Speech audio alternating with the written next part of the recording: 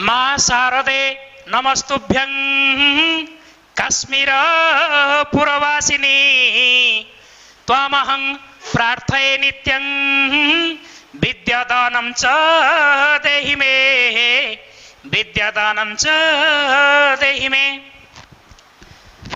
माँ सरस्वती शारदा बरदा भगवती को प्रणाम जनाई आज आमे जुक्त दुईर प्रथम वर्षर श्रेणीटी आरंभ करिबा। तेबे वर्तमान मु प्रथम रे आपण मानंकु हार्दिक शुभेच्छा एवं अभिनंदन जनाउछि। अंतरर गभीरतम कोणरू आशीर्वाद मध्य देउछि। एई आमर अनुष्ठान तरफरु मो आपण मानंकु प्रथमे एक कथा कहि रखुछि जे वर्तमान मु ओडिया अधिवेशनर प्रथम पर्याय रे आपण मानंकु किछि मूलदुआ ज्ञान जहाको फाउंडेशन नॉलेज कहा जाए ताहा आज मु देबाको जाउछि।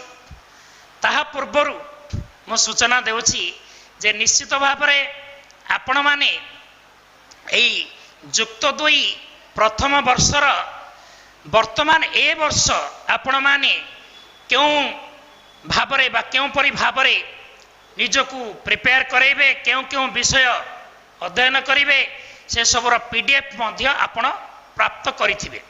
तथापि से संपर्क रे मु किछि कहि दउछि, मन ध्यान देई सुनंतु। धीरे धीरे आमे साहित्य दुनियार विभिन्न गहन तत्व आलोचना करिबा।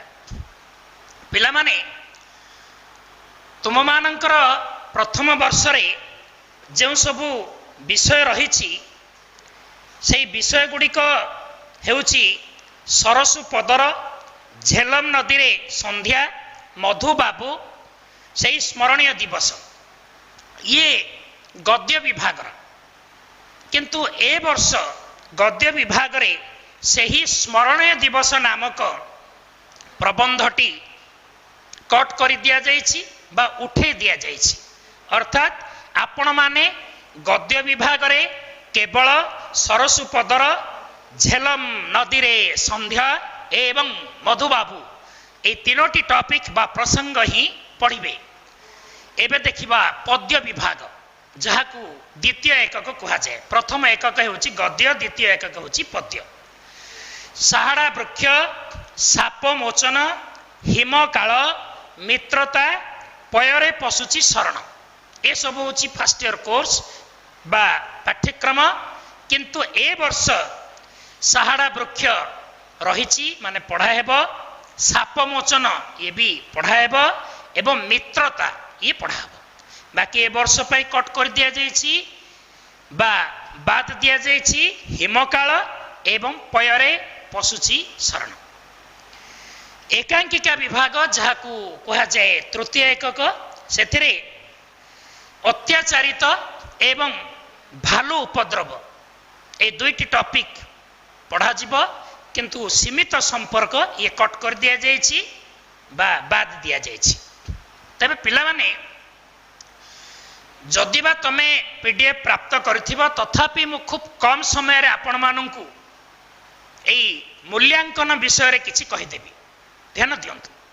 प्रोज रे 20 मार्क पड़िबो, पोएट्री 20 मार्क माने गद्य 20 मार्क, पद्य 20 मार्क, एकांकिका मध्य 20 मार्क, 60 मार्क। केमिति ध्यान दियंतु। तो गद्य रे पिला माने लॉन्ग क्वेश्चन 5 मार्क, 3 मार्किया प्रश्न गोटिए, 2 मार्किया प्रश्न दुईटी, 1 मार्किया प्रश्न माने गोटिए वाक्य रे उत्तर दियो एहा तीनोटी, एवं एमपीसी बा मल्टीप्ली चॉइस बा संभाव्य उत्तर मध्यरु ठीक उत्तरटी बाछ एटा 5 मार्क। ता माने लॉन्ग क्वेश्चन 5, 3 मार्किया गोटिए, 5 3 8 एवं 2 मार्किया दुईटी अर्थात 4 2 2 4 8 4 12 एक मार्किया 3टी 12 3 15 एवं MCQ बा मल्टीपल चॉइस 5टी 20 एई बळी भाबरे गद्य रे 20 ठीक सेम पैटर्न पद्य रे मध्य सेई भलिया भाबरे लॉन्ग क्वेश्चन 5 3 मार्किया 1 2 मार्किया 2टी 1 मार्क 3टी एवं MCQ 5टी तो ये भी 20 गद्य 20 पद्य 20 एपटे एकांकिका मध्य सेम पैटर्न ये भी 20 सेमती लॉन्ग क्वेश्चन 5 3 मार्किया 1 2 मार्किया 2टी 1 मार्किया 3टी एवं MCQ 5टी 20 20 20 60 तापर पिला माने ध्यान दियंतु प्रोज पैसेज जाको अवबोध परीक्षण गद्य विभाग कहा जाए अर्थात गोटे अजणा अनुच्छेदटीए दब गद्यर एवं सही अजणा अनुच्छेद को बा प्रोज पैसेज को बेस करिकरी से किछि क्वेश्चन दब आपण माने सेथिरु खोजिकरी पढ़िकरी उत्तर देबे ये 10 मार्क ये 2 मार्किया 3टी 2 3 6 1 मार्किया 4टी एमिति है कि 10 मार्क आसीबो सेही भली भाबरे पद्य अनुच्छेद गोटे आसीबो गोटे अजणा कविता दब 10 धाड़ी खंडे से अजणा कविता को बेस करी बा आधार करी से 10 मार्क प्रश्न पचारिबो ये भी 2 3 6 1 and 4 अर्थात 2 मार्किया 3टी 1 मार्किया 4टी एमिति prose passage 10 mark poetry passage 10 mark सेपटे मु कहितली गद्य 20 पद्य 20 एकांकिका मध्य 20 60 हो गला प्रोज पैसेज 10 70 पोएट्री पैसेज बा पद्यानुच्छेद 10 80 हो गला गोटे प्रबंध पड़िबो 5 मार्क 85 हो गला आउ जो 15 मार्क रहिला पिला माने ध्यानस्थ होई कि सुन विशेष्य विशेषण सर्वनाम अव्यय एवं क्रिया विशेष्य विशेषण सर्वनाम अव्यय एवं क्रिया ये 5टी विभाग पड़िबो प्रत्येक रु 3 मार्क बा 3 नंबर लेखाए 3 5 15 सी थिला 85 ये 15 एई भली भाबरे 100 मार्क आपण माने सामना करिवे ये थिला पीडीएफ संपर्क रे बा हमर पाठ्यक्रम संपर्क रे किछि सूचना एबे धीरे धीरे आमे साहित्य दुनिया रे प्रवेश करिवा पिला माने प्रत्येक कथार गोटे फाउंडेशन नॉलेज थाए मूल दुआ ज्ञान आज आमे प्रथम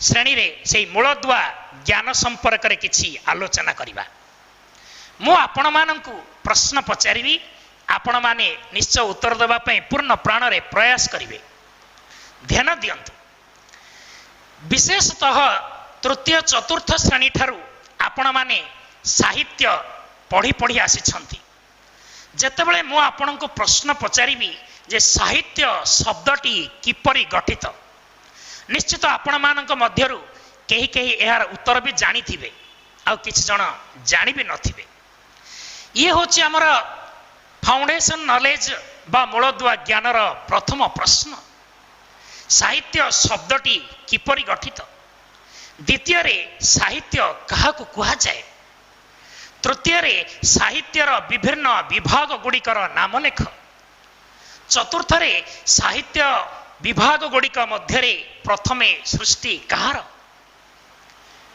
पंचम रे विभिन्न विभाग गुड़िक मध्यरु सबुठारु गुरुत्वपूर्ण विभागटी कौन ये सबू आमे पर्याय परे पर्याय आलोचना करिबा पिला माने ध्यान दे सुन साहित्य शब्दटी किपरि गठित साहित्य शब्दटी किपरि गठित ये किछि पिल्ला को जना भी थिबो किछि पिल्ला जानि भी नथिबे देखंतु ध्यान दियंतु जेपरि तरुण प्लस य इज इक्वल टू तारुण्य करुण प्लस य इज इक्वल टू कारुण्य सुंदर प्लस य इज इक्वल टू सौंदर्य सेपरी सहित प्लस य इज इक्वल टू साहित्य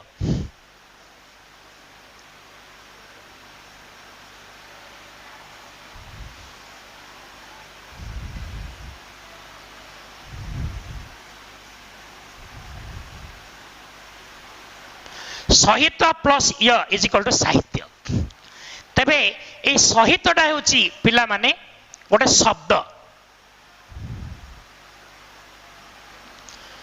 यटा हेउची एक प्रत्यय। तो शब्द आउ प्रत्यय ए दुईटीर मिश्रण रे जो नूतन शब्दटी निष्पन्न हुए ताकू कहा जाए तद्धित। कारण आपण माने व्याकरण रे निश्चित भाव रे जानिथिबे जे धातु सहित प्रत्ययर मिश्रण रे जो नूतन शब्दटी गठित हुए ताकू कृदंत कहा जाए एवं शब्द सहित प्रत्ययर मिश्रण रे जो पदटी गठित हुए ताकू तद्धित कहा जाए। तेणु पिला माने ध्यानस्थ होइकि शुणंतु जे सहित हेउची एक शब्द, यह होउची एक प्रत्यय। शब्दटीए एवं प्रत्ययटीए ये मिशिला परे जो नूतन शब्दटी अर्थात साहित्य शब्दटी निष्पन्न होईची यह एक तद्धित शब्द अटे। कहीं ना शब्द सहित प्रत्ययर मिश्रण रे जो नुआ शब्दटी तैयारी हुए ताको तद्धित कहती। एठारे सहित हेउची एक शब्द, यह होउची एक प्रत्यय। शब्द और प्रत्ययर मिश्रण रे जो नूतन शब्दटी तैयारी हेची साहित्य ताको तद्धित बोली कहा जाए। एबे जदि आपण मानकु कही प्रश्न करे जे साहित्य शब्दटी किपरि गठित, निश्चित भाव रे आपण माने एहार उत्तर कहि परिबे सहित प्लस य। एबे देखिबा परवर्ती प्रश्न। मन ध्यान दे शुणु विद्यार्थी बंधु, साहित्य क्या कहा जाए? समाजस्य हितम साधनम करोति जा भाषा सा भाषा साहित्य। जो भाषा समाजर हित साधन करे से भाषार नाम साहित्य। तेबे आम ओडिया भाषा आम ओडिया समाजर हित साधन करुथुबारु एहाकू ओडिया साहित्य कहा जाए।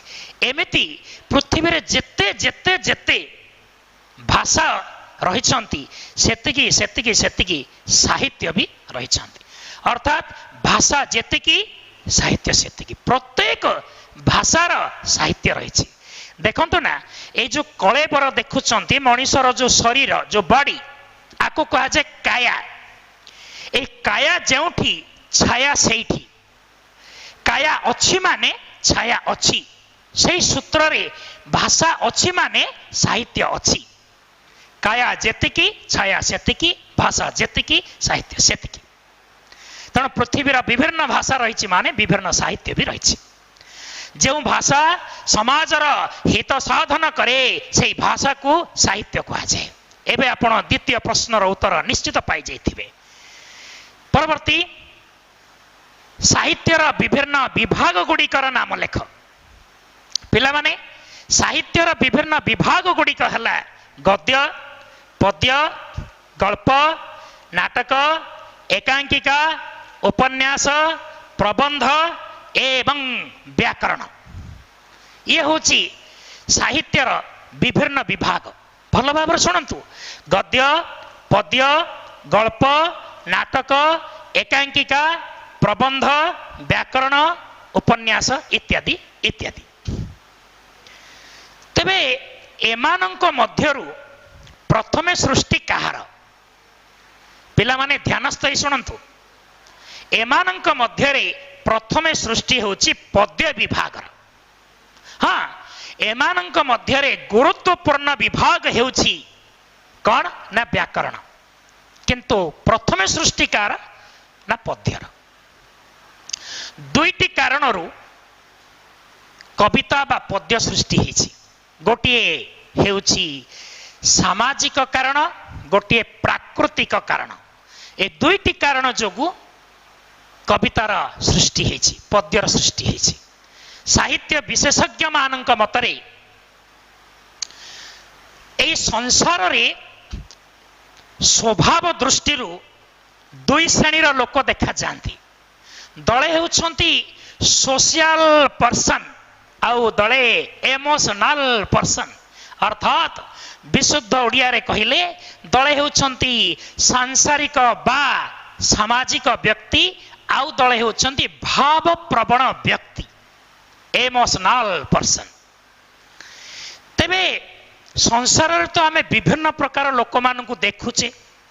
आमे केमिति जानिबा आमे केमती ठौरे नबा जे व्यक्ति सोशल पर्सन और से व्यक्ति इमोशनल पर्सन कौन सी व्यक्तिर रूपरु रंगरु ढंगरु व्यंगरु संगरु आकारु विकारु प्रकारु बेसरु भूषारु बाह्य रीतिरु बाह्य नीतिरु ए सबू जना पड़े नहीं किंतु तार मुख निसृत जो भाषा जो लैंग्वेज एथुरु जना पड़े से व्यक्ति भावप्रवण व्यक्तिर अंतर्भुक्त ना सामाजिक व्यक्तिर अंतर्भुक्त देखंतु जदि गोटे व्यक्ति साधारण भावरे सारा दिन निज घरर कथा निज पुत्र कन्या चिंता निज चाकरी बा व्यवसाय प्रसंग पिता मातांकर चिंता एवं निजर तेल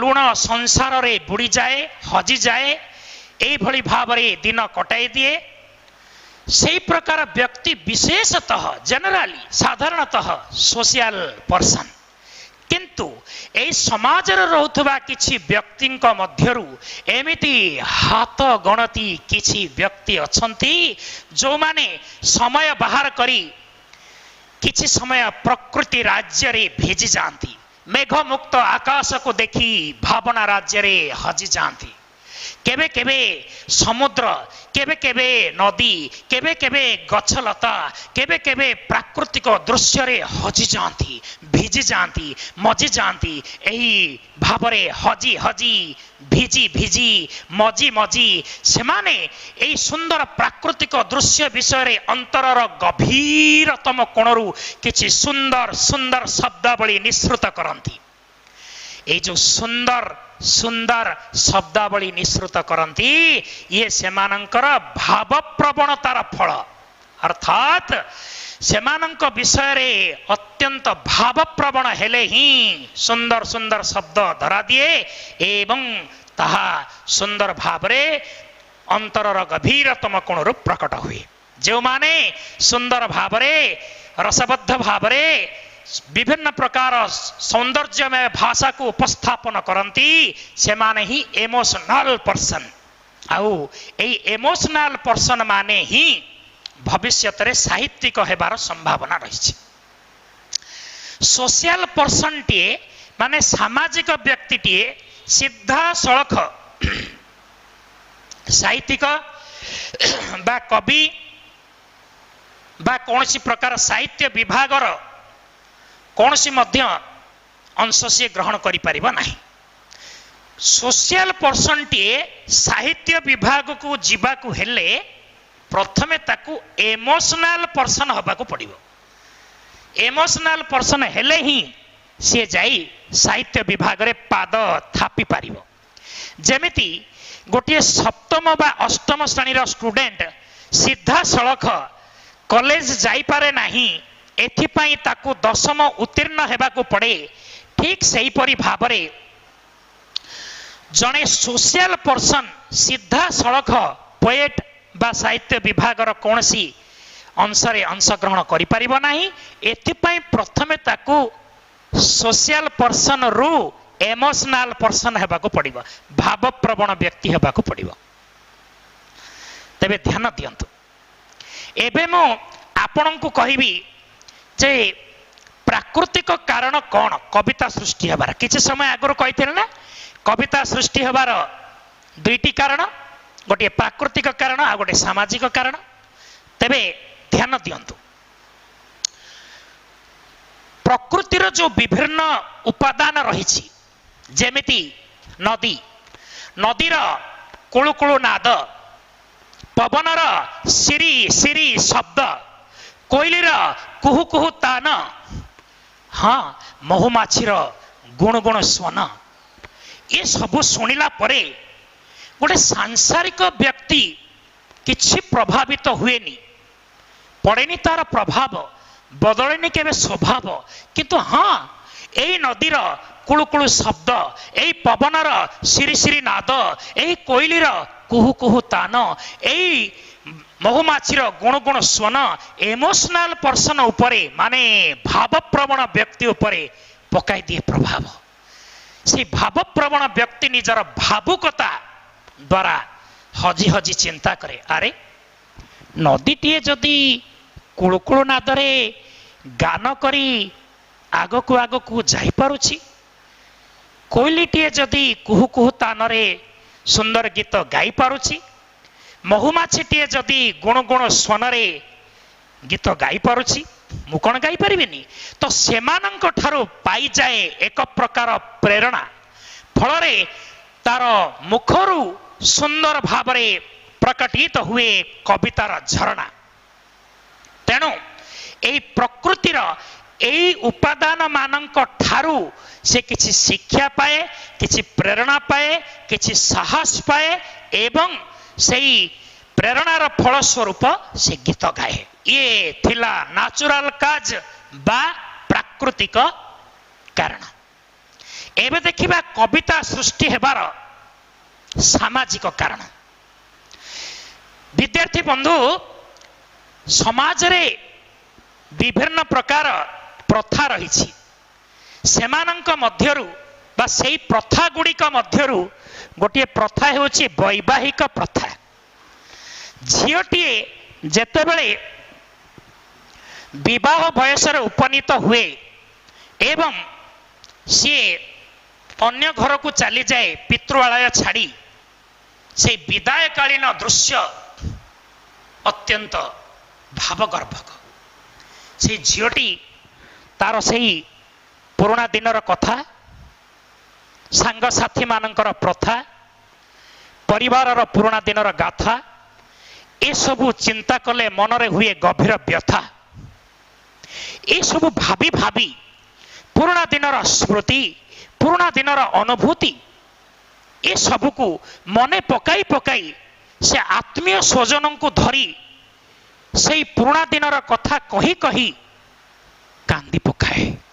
ये जो कही कही कांदे बा कांदी कांदी कहे, ए कही कही कांदीबा द्वारा बा कांदी कांदी कहवा द्वारा एक प्रकार कवितार लहरी छुटी जाए। बाहुनी बाहुनी कांदे, से कांदिला बेले कवितार धारा प्रकटित हो जाए। यह हेउछि सामाजिक कारण। तेबे कविता सृष्टि हेबार ये दीटा कारण, गोटे होछि प्राकृतिक कारण आ गोटे होछि सामाजिक कारण। ये थिला आमर साहित्य विभाग गुड़िक मध्यरे प्रथमे कहार सृष्टि तार उत्तर।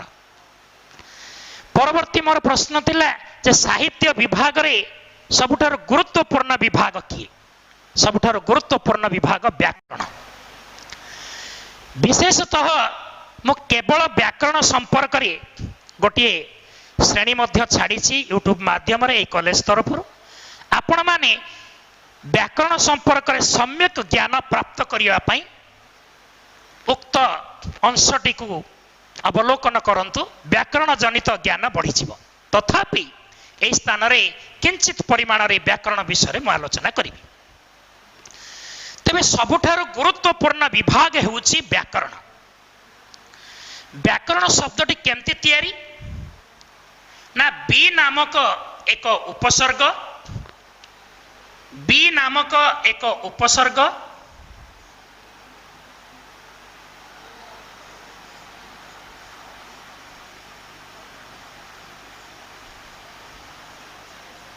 आंग नामक आउ एक उपसर्ग,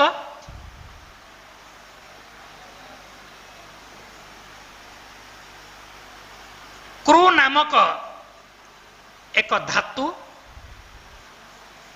एवं अन नामक एक प्रत्यय, ये चारोटीर सम्मिश्रण रे व्याकरण शब्दटी गठित होइछि। देखंतु ये जो क्रू धातु रही ना, धातुर लेफ्ट साइड रे धातुर बिफोर रु धातुर पूर्वर जो माने प्रयोग हुअंती से मानको उपसर्ग कहा जाए। ये उपसर्गर अन्य नाम होची पूर्व प्रत्यय एवं धातुर क्रू धातु ना, धातुर परे परे जो माने प्रयोग हुअंती से मानको कहा जाए कृत प्रत्यय बा उत्तर प्रत्यय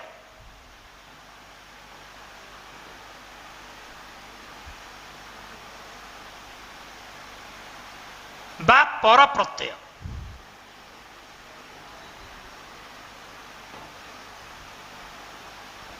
तो एभली भावरे व्याकरण शब्दटी तैयारी जदि आपण मानकु कई प्रश्न करे व्याकरण शब्दटी किपरि गठित तो निश्चित भाव में आपण माने उत्तर देबे बी नामक उपसर्ग आंग नामक उपसर्ग क्रू नामक धातु एवं अन नामक प्रत्ययर समाहार रे व्याकरण शब्दटी गठित क्या कह जाए व्याकरण ना जो शास्त्र द्वारा आमे शब्दर गठन शब्दर अर्थ संपर्क रे सम्यक सूचना प्राप्त करू से प्रकार शास्त्र को व्याकरण शास्त्र कह जाए संस्कृत रे कह जाए व्युत्पाद्यन्ते व्याक्रियन्ते शब्दाः अनेन इति व्याकरणम व्युत्पाद्यन्ते अर्थ होची शब्दर गठन व्याक्रियन्ते अर्थ होची शब्दर अर्थ शब्दार्थ तेणु जो शास्त्र द्वारा जो ग्रंथ द्वारा जो पुस्तक द्वारा आमे शब्दटी किपरि गठित होईछि एवं शब्दर मीनिंग बा अर्थ कौन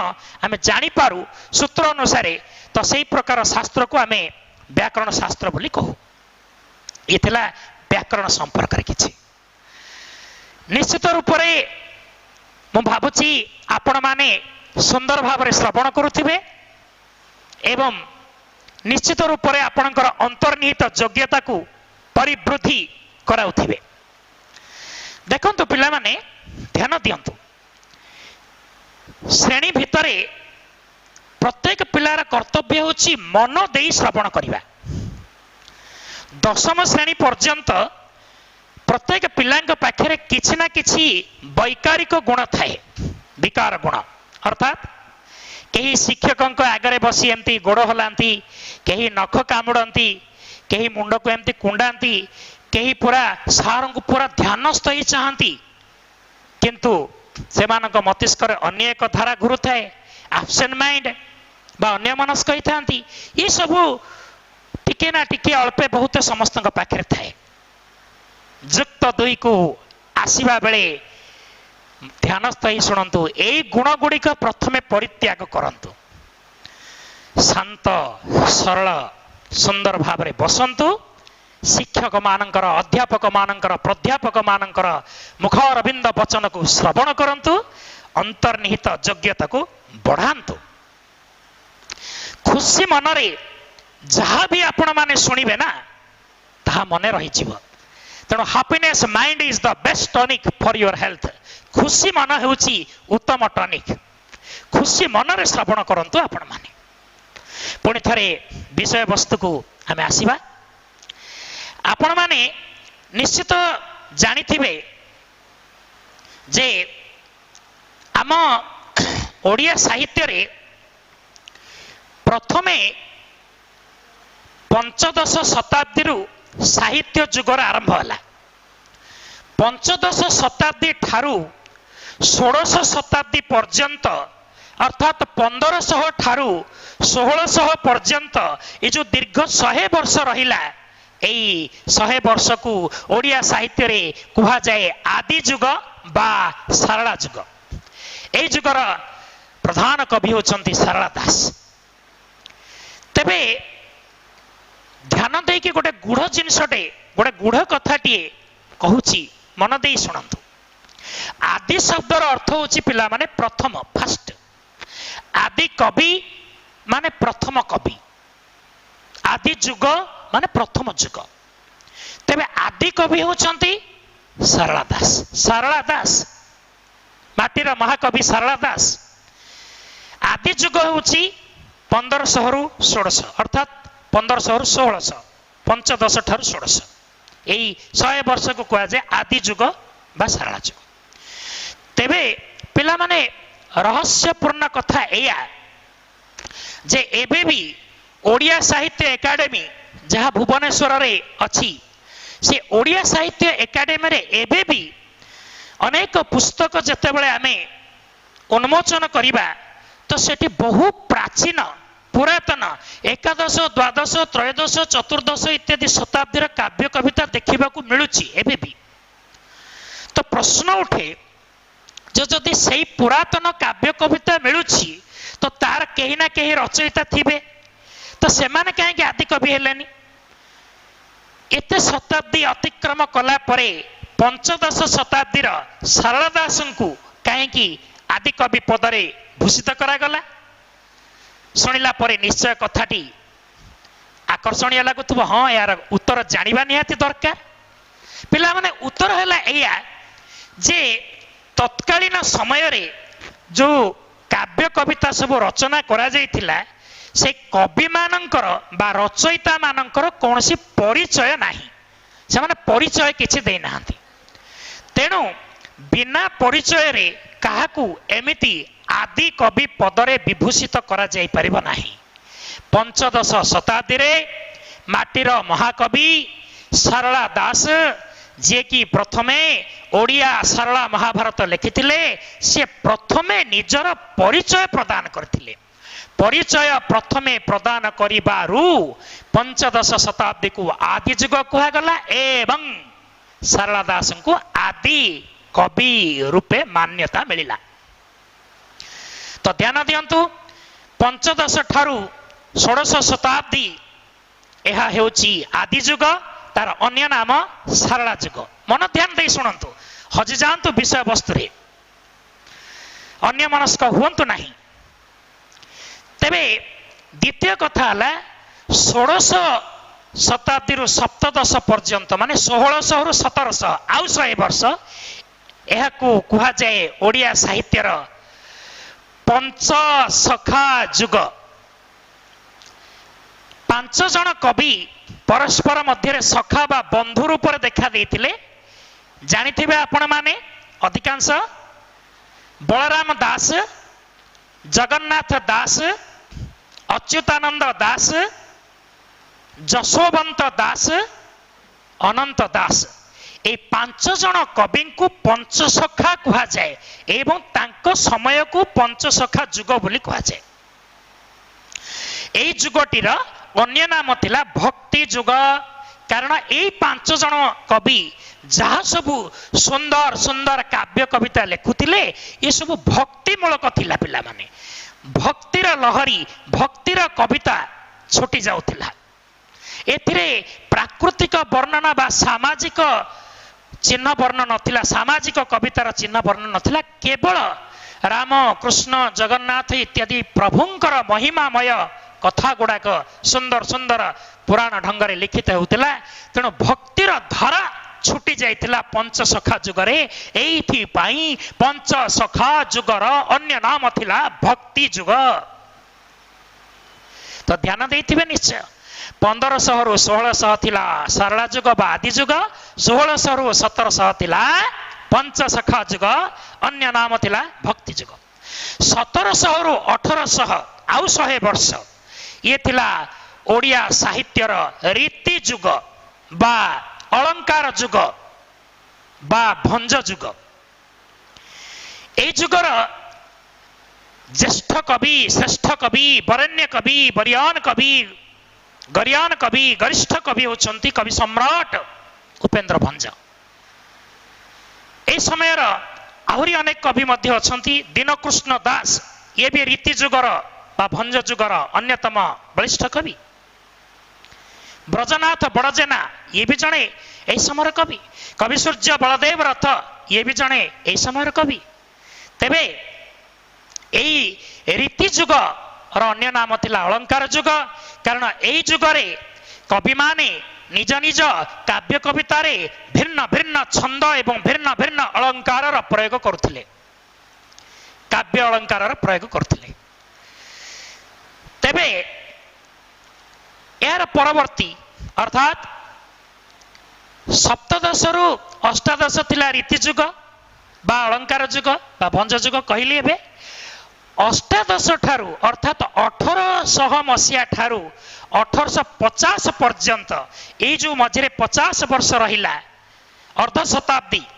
शताब्दी माने 100 वर्ष अर्ध शताब्दी माने 50 वर्ष ये जो अर्ध शताब्दी रहिला यही 1800 ठारू 1850 पर्यंत जो अर्ध शताब्दी जो 50 वर्ष रहिला एहा को ओडिया साहित्यर सबुज युग कहा जाउथिला केउं जुग पिला माने सबुज जुग कुहा जाउथिला।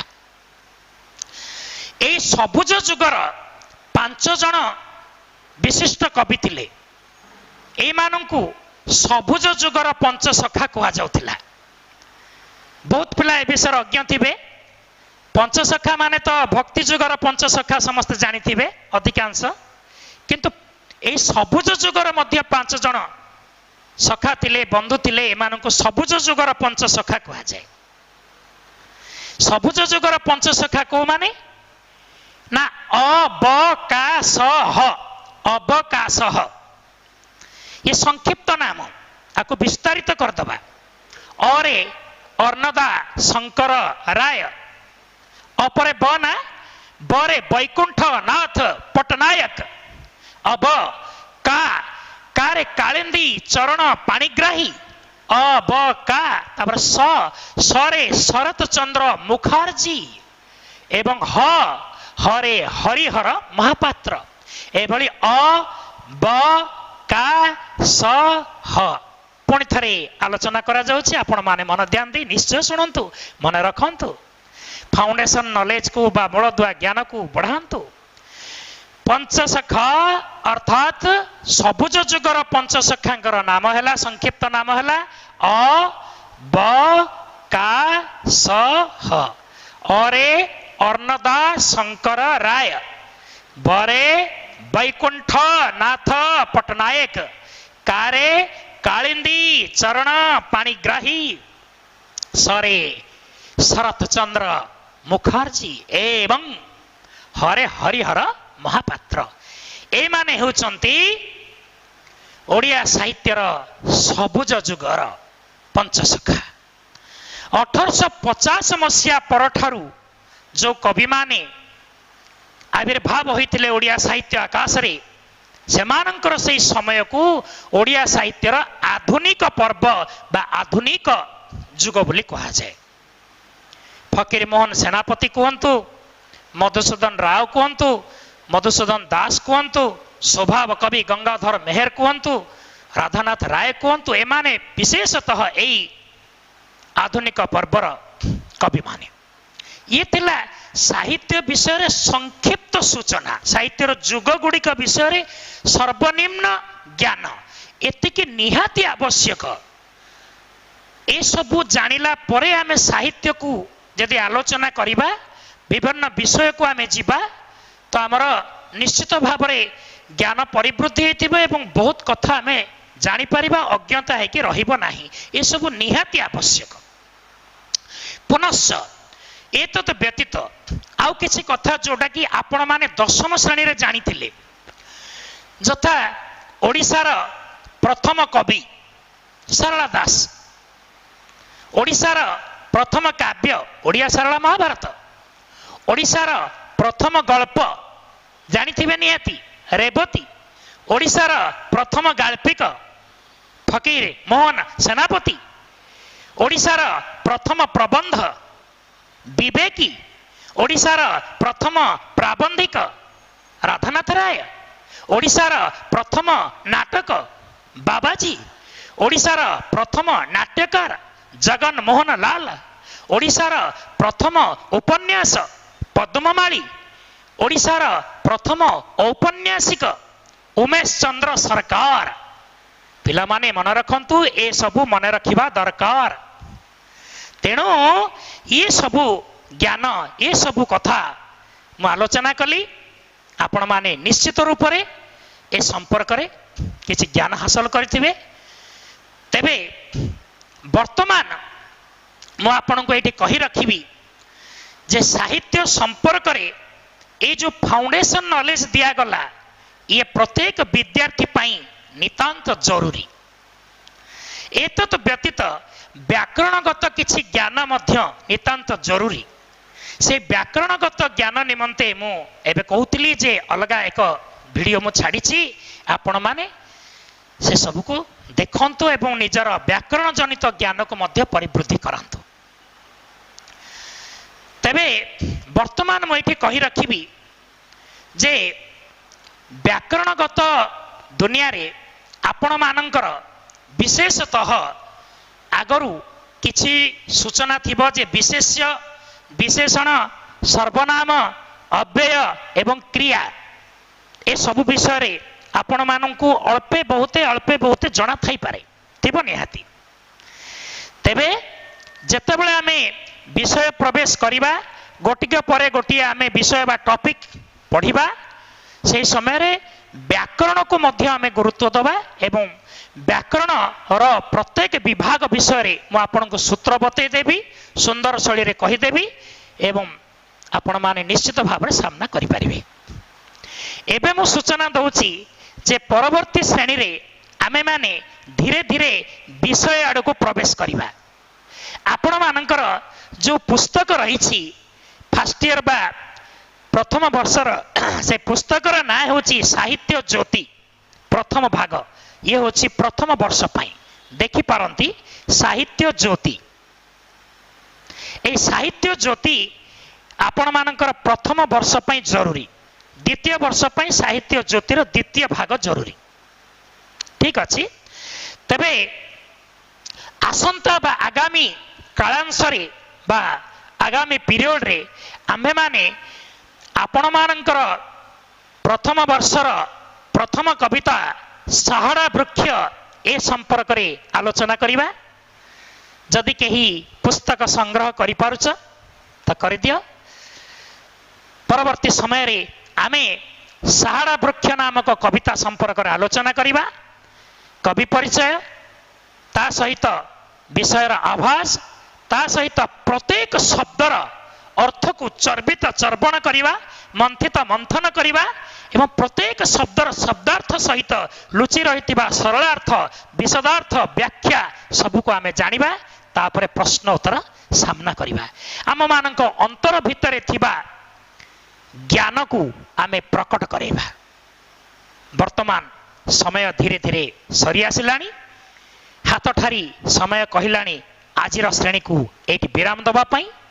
मोर पूर्ण विश्वास मोर विद्यार्थी बंधु माने ए श्रेणी को निश्चित भाव उपभोग करिथिबे एवं साहित्य ज्ञान बा मूलद्वा ज्ञान निश्चय परिवृद्धि कराइथिबे। मु प्रत्येक समय रे प्रत्येक वीडियो रे अंतिम भाग रे किछि उपदेश रो बाणी सिंचन करे। आज मध्य आपण मान को कहि रखुची आपण माने दृढ़ संकल्पित हुवंतु। दशम रु वर्तमान आपण युक्त 2 को आसिलेनी ये जीवन रो एक मोड़ एठी अवहेला करंतु नाही। मोबाइल प्रेम रे पड़ंतु नाही टेलीविजन रो प्रीति रे पड़ंतु नाही सांग साथी रो कथा रे हजंतु नाही। निजर अंतर्निहित दक्षता को दृढ़ भाव रे प्रकटित करिया पई दृढ़ संकल्पित हुवंतु। पिता माता को भक्ति करंतु अवमानना करंतु नाही। सेमाने चलंती ठाकुर आम पाई अवमानना करी सेमानंकर रोषर शिकार हुवंतु नाही। सेमाने सेमानंकर आशीर्वाद द्वारा हमको मनीष करंती। जीवन रा बड़दांड रे जदि आमे आज किछि करिबा को जाउचे प्रथम भूमिका पिता माता तांको बाणी ही भगवत गीता ठारू महान तेणु केबे तांको अवमानना करिवे नाही। शिक्षक मानकर शिक्षा दान को मध्य सुंदर ढंग रे सुनिबे निजर अंतर्निहित योग्यता को मध्य परिवृद्धि कराइबे सब बळे परिष्कार परिच्छन्न रहिबे एवं सत्यवादी हेबे सत्य को सामना करिवे अन्याय अनीति रे पसिबे नाही कुसंग करिवे नाही कुसंग वर्जनीय सुसंग करणीय एपरि किछि कथा किछि गाथा आपण माने मानिबे। प्रत्येक श्रेणी रे मो एई भली किछि उपदेशर तरंग आपण माननकु निश्चित देबी अक्षर अक्षरे पालन करिवे जीवन को धीरे धीरे आपण माने उन्नतिर चरम सीमा आड़कू नेबे। जदि आपण माने एई कथा मानंती तो ध्यान दियंतु एई गुरुत्वपूर्ण कथा जो माने स्वीकार करंती एवं हृदबोध करी मानंती से माने पुरुषरु महापुरुष हुवंती मानवरु महामानव मध्य हुवंती। आजिर श्रेणी को आज आमे एठी विराम दबा। अंतरर गभीरतम कोणरू आपण माननकु अति स्नेहर सहित मो आशीर्वाद प्रदान करुची। माँ सरस्वती आपण मानकर मंगल करंतु आपण मानकर जिह्वाग्र रे सरस्वती वास करंतु एवं आपण माने ज्ञानी हुवंतु आपण मानकर योग्यता परिवृद्धि करंतु। श्रेणी सरी जाइछि। आजिर श्रेणी को एठी विराम दबा। परवर्ती संस्करण आगामी अध्याय रे पुणी थरे मो आपण मानक साक्षात हेबी। जय जगन्नाथ। धन्यवाद।